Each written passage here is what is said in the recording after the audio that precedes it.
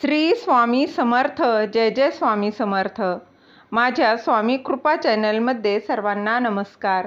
स्वामी महाराजांच्या कृपेने तुमच्या सर्व चांगल्या इच्छा पूर्ण होत ही स्वामी महाराजांच्या चरणी प्रार्थना करते आणि आजच्या या नवीन व्हिडिओला सुरुवात करते. उद्या आहे दिवाळी पाडवा. 3.5 शुभ मुहूर्तांपैकी हा एक शुभ मुहूर्त मानला जातो आणि या दिवशी बलिप्रतिपदा देखील आहे.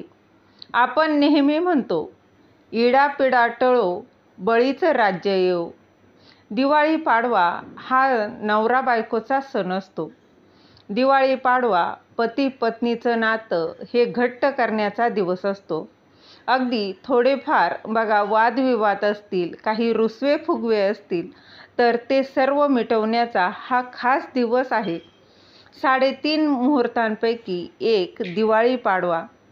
या दिवशी लोक सोनं चांदी देखील खरेदी करतात. तर दिवाळीतला हा पाडवा या दिवशी एक उपाय जो आहे तो मी सांगणार आहे, जेणेकरून नवरा बायकोचं नातं हे अधिक घट्ट राहणार आहे.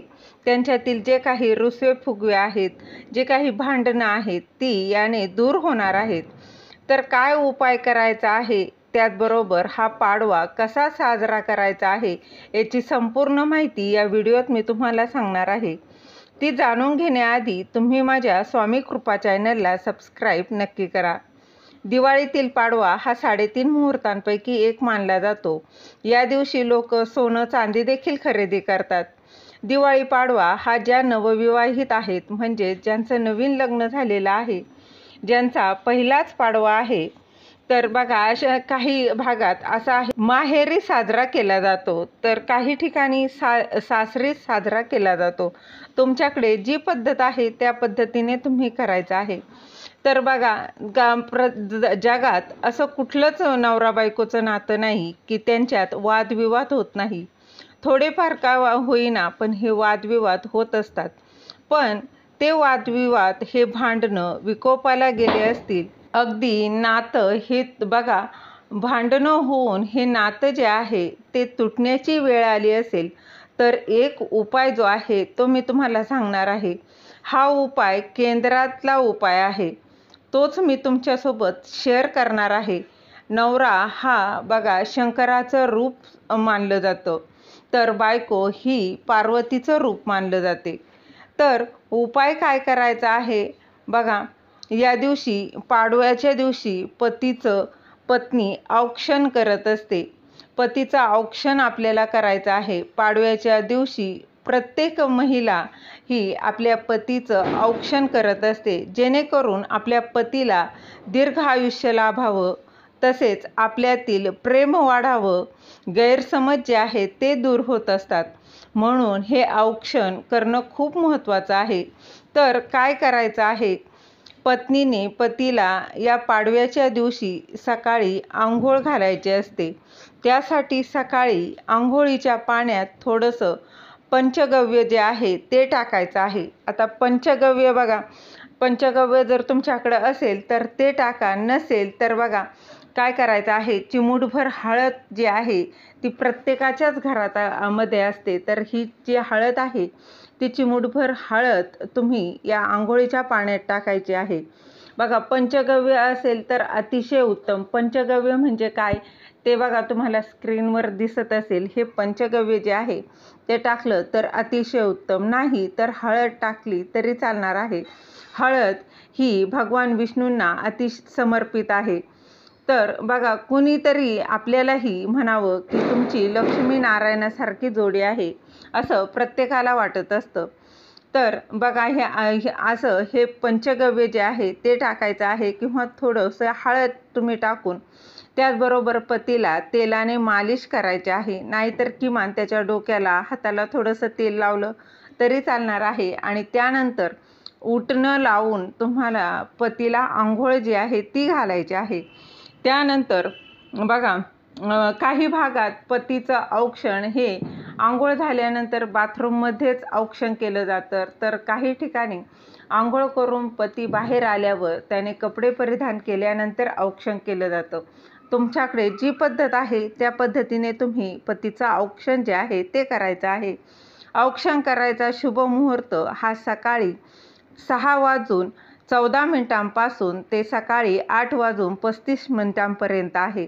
तर या वेळेत बघा तुम्हाला शक्य नाही झालं तर किमान 12 वाजल्याच्या आत तुम्हाला औक्षण जे आहे ते करायचं आहे. तर काय करायचं आहे, सर्वप्रथम पतीला पाटावर बसवायचं आहे, पाटाभोवती रांगोळी काढायची आहे. त्यानंतर पतीच्या डोक्यावर टोपी घालायची आहे. त्यानंतर ताट तयार करून घ्यायचं आहे. तर बघा एरवी आपण जेव्हा औक्षणासाठी ताट तयार करत असतो त्यामध्ये सोनं चांदी हे ठेवत असतो, परंतु जेव्हा पाडव्यासाठी आपण पतीला औक्षण करण्यासाठी ताट तयार करतो त्यामध्ये बघा सर्वात आधी दिवा घेतला जातो. हा दिवा कणकेचा दिवा तयार करून घ्यायचा आहे. कणकेचा दिवा बघा आपण धनत्रयोदशीला जसा कणकेचा दिवा तयार केला होता त्याप्रमाणे कणकेचा दिवा आणि 2 त्याच्या बाजूला मुटके देखील ठेवले जातात. आता काही भागात अशी पद्धत आहे तर काही ठिकाणी निरंजन देखील घेतलं जातं. तुमच्याकडे जी पद्धत आहे ती तुम्ही केली तरी चालणार आहे.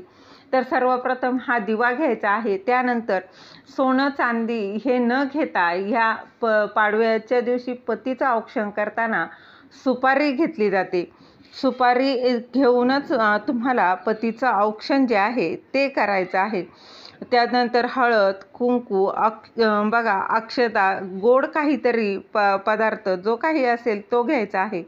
तर सुपारी का घ्यायची आहे, तर सुपारी बघा ही टणक असते, त्याप्रमाणेच त्याचंही आयुष्य टणक व्हावं यासाठी सुपारी घ्यायची असते. त्यानंतर बघा पत्नीने देखील 16 शृंगारांपैकी ज्या वस्तू आहेत त्या परिधान करायच्या आहे. म्हणजे साडी, हातात किमान 2-2 हिरव्या बांगड्या घालायच्या आहे, कपाळाला कुंकू लावायचं आहे, असं शृंगार करायचा आहे. आणि औक्षण करताना तिने देखील बघा डायरेक्ट जमिनीवर उभं राहून औक्षण करायचं नाही. तुम्हाला खाली तुम्ही एखादं सतरंजी जे काही असेल ते घ्यायचं आहे तुम्ही आणि त्यावर उभं राहायचं आहे आणि त्यानंतर पतीचं औक्षण करायचं आहे. ताटातील सुपारी पतीच्या डोक्याच्या भोवती बघा घड्याळाच्या काट्याप्रमाणे 3 वेळा तुम्ही ही देखील कपाळाला लावून 3 वेळा त्याने फिरवून घ्यायचे आहे. असं औक्षण जे आहे ते करायचं आहे. ते करून झाल्यानंतर तुम्हाला हे ताट डायरेक्ट जमिनीवर ठेवायचं नाही, हे मात्र लक्षात घ्या. एक छोटासा पाट घ्यायचा आहे, त्या पाटावर तुम्ही हे ताट जे आहे ते ठेवायचं आहे. त्यानंतर पतीचे बघा दोन्ही पायाचे अंगठे जे आहे त्या अंगठ्यांना ते एका ताटात खाली ताट ठेवायचं आहे. त्याचे अंगठे पाण्याने धुवायचे आहे. म्हणजे 2-2 चमचे पाणी जे आहे ते त्याच्या अंगठ्यावर टाकायचं आहे. त्यानंतर त्या अंगठ्यांवर हळद, कुंकू व्हायचे आहे, अक्षता व्हायच्या आहेत आणि फूल देखील अर्पण करायचं आहे. आणि हे जे पाणी जे आहे मग त्याचे पाय धुतल्याचं पाणी जे आहे ते थोडंसं अगदी बघा 2 बोटं तुम्ही बुडवायचे आहे आणि ती तुमच्या जिभेला लावायचं आहे. म्हणजे ते प्राशन करायचं आहे. असं केल्याने कितीही भांडणं झालेली असू द्यात, रुसवे फुगवे झालेले असू द्यात, या उपायाने हे प्राशन केल्याने त्या नवरा बायकोंचं नातं हे अधिक घट्ट होतं. त्यांच्यात एकोपा तयार होत असतो. त्यांच्यातील भांडणं, वादविवाद हे दूर होत असतात. हा उपाय केल्यानं नक्कीच अनुभव हा येतो. तुम्ही बघा तुमच्यात देखील अशी भांडणं होत असतील, वादविवाद जर होत असतील, अगदी भांडणं होऊन नातं तुटण्या इतपत झालेलं असेल तर हा उपाय आवर्जून करा. हा उपाय केंद्रात सांगितला जातो. तोच उपाय मी तुमच्यासोबत शेअर केलेला आहे. त्यानंतर बघा औक्षण करून झाल्यानंतर नमस्कार करायचा आहे आणि पतीने देखील पत्नीसाठी काहीतरी बघा औक्षण म्हणजे ओवाळणी जी आहे ती टाकायची आहे. मग तुम्ही अगदी सोनं चांदी टाकावं असं नाही, परंतु जे तुमच्या यथाशक्ती जे शक्य होईल ना ते तुम्ही त्याला पत्नीसाठी द्यायचं आहे. तुम्ही साडी देऊ शकता, एखादी वस्तू देऊ शकता, नाहीच तर काहीतरी पैसे तुम्ही 100-500 जे तुम्हाला शक्य होईल तेवढी ओवाळणी तिच्या ताटात जे आहे ती द्यायची आहे. जेणेकरून पत्नी देखील आनंदी राहणार आहे, खुश होणार आहे. आणि ज्या घरातली महिला, ज्या घरातली पत्नी ही आनंदी असते, समाधानी असते ना, त्या घरात माता लक्ष्मी ही अखंड वास करत असते.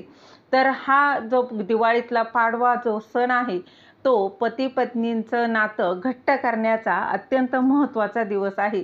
या दिवशी पत्नीने पतीचं औक्षण हे आवर्जून करायचं आहे. त्यांच्या नात्यातील गोडवा जो आहे तो याने वाढणार आहे. झालेली सेवा महाराजांच्या चरणी रुजू करते. दिलेली माहिती तुम्हाला आवडली असेल तर लाईक करा, शेअर करा, सबस्क्राईब करायला विसरू नका. श्री स्वामी समर्थ. जय जय स्वामी समर्थ.